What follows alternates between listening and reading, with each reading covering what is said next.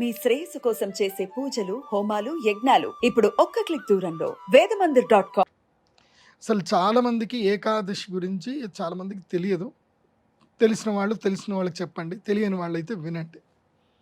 ఏకాదశి యొక్క గొప్పతనం ఏమిటి? ఎందుకు మనం ఏకాదశిని చాలా ప్రాధాన్యంగా తీసుకున్నాం?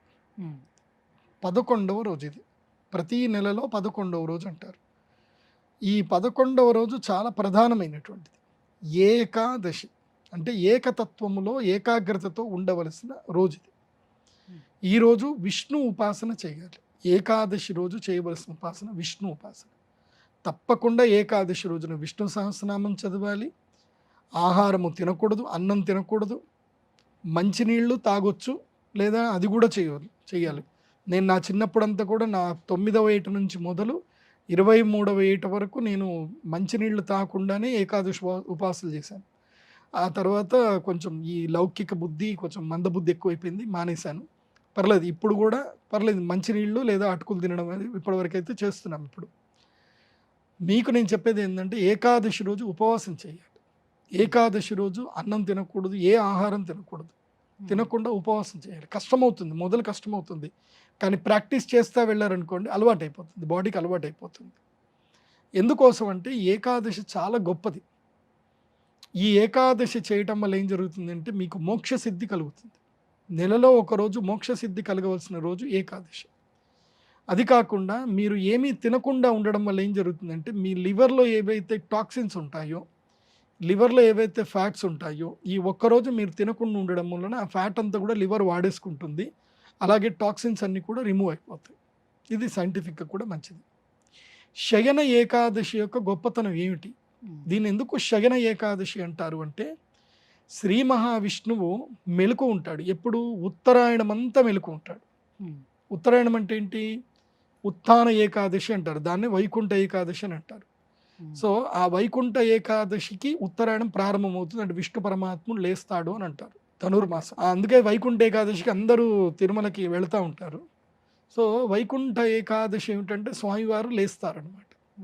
అక్కడికించి ఆ ఏకాదశి నుంచి స్వామివారు ఏం చేస్తారంటే లోకాలన్నింటినీ పరిరక్షిస్తారు. స్వామివారు ఒక్కోరే పరిరక్షిస్తారు లోకాలన్నింటినీ. దాన్ని ఏమంటారు? ఉత్తరాయణ కాలాన్ని ఆధాన కాలము అంటారు. ఆధానం అంటే ఏమిటంటే స్వీకరించడము. ఆ ఉత్తరాయణ కాలములో ఎవరెవరైతే కనుక తమ జీవితంలో పాపకర్మ నివృత్తి చేసుకోవాలనుకుంటారో వారందరూ కూడా ఉత్తరాయణంలో యజ్ఞయాగాది కర్మలు చేసుకోవాలి. పాపకర్మ నివృత్తి అంటే పూర్వజన్మలో చేసిన పాపాలు కానీ, ఇప్పుడు కాలసర్ప దోషాలు కానివ్వండి, ఇంకా గ్రహణ దోషాలు కానివ్వండి, ఏవైనా సరే పరిహారం చేసుకోవాలి అంటే ఉత్తరాయణ కాలంలో కర్మలు చేయాలి. అది కూడా కేవలము మాఘమాసం వరకే. మళ్ళీ మాఘమాసం తర్వాత మళ్ళీ పనికిరాదు. ఇంకా మళ్ళీ మాఘమాసం తర్వాత యజ్ఞాలు చేయడానికి పనికిరాదు. అంటే చిన్న చిన్న యజ్ఞాలు చేయొచ్చు, కానీ పెద్ద పెద్ద క్రతువులు చేయడానికి పనికిరాదు. ఆ సమయంలో ఏం చేస్తే విష్ణువు మన నుంచి మన యొక్క కర్మఫలాన్ని, మన యొక్క శక్తిని ఏదైతుందో, మనం ఏదైతే కనుక త్యజించాలనుకుంటామో, ఏదైతే వదలాలనుకుంటున్నామో వాటిని మొత్తం కూడా స్వీకరిస్తాడు విష్ణువు. స్వీకరించి ఏం చేస్తాడు? ఇక తాను నిద్రపోతాడు. ఎవరెవరికి ఏమేమి శక్తిని ఇవ్వాలో చెప్పేసి దేవతలకి బాధ్యతను అప్పచెప్పి తాను నిద్రపోతాడు. నిద్రపోయి విరామం తీసుకుంటాడు, విశ్రాంతి తీసుకుంటాడు. అప్పుడు దక్షిణాయన కాలం మొదలవుతుంది. దక్షిణాయన కాలం అంటే అర్థం ఏంటంటే కనుక ప్రధాన కాలము. అంటే ఇది అదృష్టాలని, వరాలని పొందేటువంటి కాలం. అంటే ఇక్కడి నుంచి మనకి పండుగలు మొదలవుతాయి. మంచి పెద్ద పెద్ద పండుగలు ఇక్కడి నుంచే స్టార్ట్ అవుతాయి. మొట్టమొదటిగా వరలక్ష్మి వ్రతం వస్తుంది. పెద్ద వ్రతము వరలక్ష్మి వ్రతం పండుగ. ఆ వరలక్ష్మి వ్రతం తర్వాత వినాయకుడు, ఆ తర్వాత దేవీ నవరాత్రులు, తర్వాత కార్తీక మాసం. కార్తీక మాసం అంతా పండుగనే, ఇంకా నెల రోజులు పండుగనే. తర్వాత అందులోనూ అత్యంత ప్రధానమైంది ధనత్రయోదశి, దాంట్లోనూ దీపావళి, దసరా. ఇవన్నీ కూడా మనకి అంగరంగ వైభవంగా సంబరాలు చేసుకుంటాం. ఇక్కడ చాలామంది ఫినాన్షియల్గా అందరూ కూడా స్ట్రాంగ్ అవుతారు కూడా. అద్భుతంగా ఫినాన్షియల్ ట్రాన్సాక్షన్ కూడా జరుగుతాయి. ఈ దక్షిణాయనం ఏంటిది అని అంటే కనుక సంపదలు పొందే మాసం ఇది. దక్షిణాయన కాలం ఏంటంటే సంపదలు పొందే కాలం. అంటే మనం ఏ యజ్ఞయాగాదులు చేసినా, ఏ పూజలు చేసినా మనకి సంపద సృష్టించవచ్చు. అంటే అష్టైశ్వర్యాలు సృష్టించేది ఈ దక్షిణాయనం. భోగాన్ని సృష్టించేది దక్షిణాయన కాలం అయితే, మోక్షం సృష్టించేది ఉత్తరాయణం. సో ఆ ఉత్తరాయణ దక్షిణానికి మధ్యకాలం ఇది. వాస్తవంగా చెప్పాలంటే విష్ణు పరమాత్ముడు పడుకోడు. ఆయన పడుకుంటే మొత్తం సృష్టి అంతా నాశనం అయిపోతుంది, ఆయన పడుకోడు. ఇది మన భావన కోసం అని చెప్పి శయన ఏకాదశి అని విష్ణు పరమాత్ముడు పడుకుంటాడు అని చెప్పి అంటారు తప్ప ఆయన పడుకోవడం లేవడం ఉండదు. ఆయన కళ్ళు మూస్తే ఈ ప్రపంచం అంతా కళ్ళు మూసినట్టే. ఈ ప్రపంచానికి అంధకారమే ఉంటుంది. ఆయన కళ్ళు మూయడు, ప్రపంచానికి అంధకారం వచ్చేస్తుంది. కాకపోతే మన భక్తులకి మనం అర్థం చేసుకోవడానికి, ఈ సృష్టితత్వాన్ని అర్థం చేసుకోవడానికి స్వామివారు పడుకుంటారు.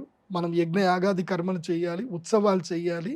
అప్పుడు దేవతలకి పరమశక్తి వస్తుంది. దేవతలు ఆ యజ్ఞ యాగాదులకు సందర్శించి వాళ్ళు మనల్ని వరాలిస్తారు అని చెప్పి చెప్తారు. అందుకే ధనత్రయోదశి దక్షిణాయనంలో చాలా కీలకమైంది. నేను ధనత్రయోదశి యాగం చేస్తాను కదా, వందల మంది వేల మంది వచ్చేస్తారు యాగానికి. ఎందుకోసం అంటే అది చాలా పవర్ఫుల్ ముహూర్తం. అది ఇటువైపు ఏమో ధనత్రయోదశి, ఇటువైపు ఏమో అక్షయ తృతీయ. ఈ రెండు కరెక్ట్ టైంలో వస్తాయి బ్యాలెన్స్గా. అక్షయ తృతీయ, ధనత్రయోదశి రెండు. సో అక్షయ తృతీయ రోజు యజ్ఞ యాగాదులు ఎవరైతే చేసినా వాళ్ళకి వరాలు వస్తాయి. ధనత్రయోదశి రోజు యజ్ఞ యాగాదులు చేసినా వాళ్ళకి వరాలు వస్తాయి. వరాలు ఇచ్చే రెండు సమయాలు ఇవి.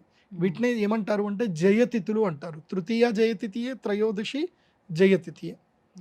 అందుకే ఈ ఆషాఢ మాసములో శయన ఏకాదశి రోజున శ్రీ మహావిష్ణువుకి తప్పకుండా తులసీ దళములతో పూజ చేయాలి. తప్పకుండా విష్ణు సహస్రనామం చదవాలి. ఆషాఢ శుద్ధ ఏకాదశిని పెద్ద ఏకాదశి అని అంటారు. అందుకే ఆ పెద్ద ఏకాదశి రోజు ఉపవాసం ఉండాలి. కానీ చిన్నప్పటి నుంచి నేను చూస్తున్నది తెలంగాణ ప్రాంతంలో కానీ ఆంధ్రలో కానీ నేను చూస్తుంది ఏంటంటే, తొలి ఏకాదశి వస్తుంది అని అంటే ఒక 10 రోజుల ముందు నుంచి ఆడవాళ్ళందరూ కూడా కుంపటి పెట్టుకొని బియ్యపిండి తెచ్చుకొని దాన్ని నానబెట్టి చేసి వేండి మురుకులు, కుడుములు, అన్నీ చకినాలు అన్నీ రెడీ చేస్తారంట. ఎందుకోసం అంటే పెద్ద ఏకాదశి వస్తుంది కదండి. అంటే ఏకాదశి రోజు తినాలను మరి నాకు అర్థం కాదు, పెద్ద ఏకాదశి వస్తుంది అని చెప్పేసి అని పెట్టుకుంటారు. ఏకాదశి రోజు తినడానికి కాదు, అది పద్ధతే. నిజం చెప్పాలంటే అది పద్ధతే, కానీ ఏకాదశి తినడానికి కాదు. ఇది ఏం జరుగుతుంది అని అంటే చాతుర్మాస్య వ్రతం ప్రారంభమవుతుంది. చాతుర్మాస్య వ్రతంలో పెద్ద ఏకాదశి నుంచి నెల రోజుల వరకు శాఖావ్రతం ఉంటుంది. అంటే కూరగాయలు తినకూడదు, ఆకుకూరలు, పళ్ళు ఏవి తినకూడదు. సో కారం తినాలంటే ఏం తినాలి అని అంటే కేవలం ఇదే అన్నమాట. సో ఈ మురుకులు, కుడుములు ఏవైతే వేసుకుంటారో ఇవి తినడానికి, ఆకలి వేసినప్పుడు తినడానికి అని పెట్టుకునేటువంటి వాళ్ళు. Yes, this is the right time to do the మురుకులు, కుడుములు, అవన్నీ చకినాలు అన్నీ చేసుకోవడానికి ఇది రైట్ టైము. సో చేసుకోండి. కాకపోతే ఏకాదశి రోజు మాత్రం తినకండి. ఏకాదశి ఉపవాసం అనేది ఎప్పుడు స్టార్ట్ చేసి ఎప్పుడు విరమించాలి? విరమణం అనేది ఉండదు. ఏకాదశి నువ్వు ముందు రోజు రాత్రి 6 గంటల ముందే తినాలి. రూల్ ఏంటంటే సూర్యాస్తమం ముందే భోజనాలు కంప్లీట్ చెయ్యాలి. పర్లేదు, దశమి రోజే 8 గంటల వరకైనా తినాలి. మరి 8 దాటి వరకు తినకూడదు. సో 8 వరకు తినాలి. తిన్న తర్వాత నెక్స్ట్ డే ఇంకేం తినకూడదు. పొద్దున్న లేచినప్పటి నుంచి స్నానం చేసుకోవాలి. ద్వాదశి దీపాలు పెట్టుకుని ద్వాదశి ఉదయము సూర్యోదయ పూర్వము అంటే 5 గంటల నుంచి 6 గంటల మధ్యన భోజనం చేసేయాలి. సూర్యోదయ పూర్వమే భోజనాలు చేసేయాలి. సో ఇది ఏకాదశి నియమం. అంటే ఆల్మోస్ట్ 36 గంటలు ఉంటుందా? ఉండాల్సిన 36 గంటలు అంతే.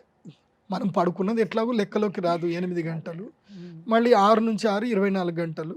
సో ఆ లెక్క చూసుకుంటే మీరు అన్నట్టు 36 గంటలు.